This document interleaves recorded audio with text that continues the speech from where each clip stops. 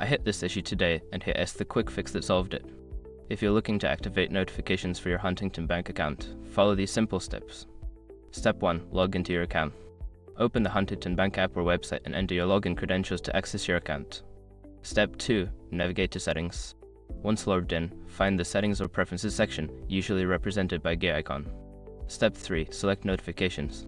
In the Settings menu, look for the Notifications option. This is where you can manage your alert preferences. Step 4. Choose your notification types. Select the types of notifications you want to receive, such as transaction alerts, balance updates, or promotional messages. Step 5. Save changes. After selecting your preferences, make sure to save your changes. Look for a Save button at the bottom of the screen. Sometimes, the Save button can be easy to miss if you're not scrolling down far enough. Make sure you see a confirmation message to ensure your settings are updated. Now you're all set to receive notifications from Huntington Bank. If you have any questions, feel free to ask.